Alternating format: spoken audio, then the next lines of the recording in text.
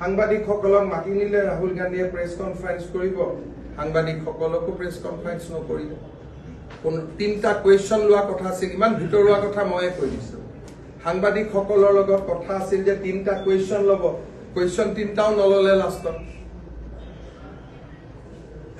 আমাৰ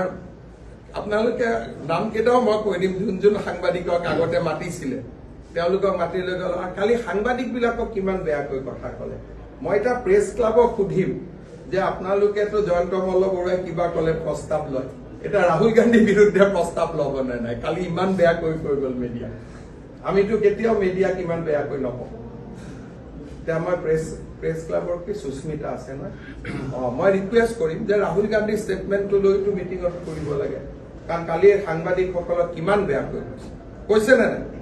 আপোনালোকে মোক বেয়াকৈ কোৱাটো সুধি আছে কিন্তু লাজ লাগে কাৰণে আপোনালোকে নিজৰটো সোধা নাই যে ছাৰ আমাৰ কথাও বেয়াকৈ কৈ গ'ল বুলি গতিকে আপোনালোকৰ বিষয়টো প্ৰেছ ক্লাবত ক'ব লাগে জয়ন্ত মল্ল বৰুৱাটো এটা সৰু মানুহ বেচেৰা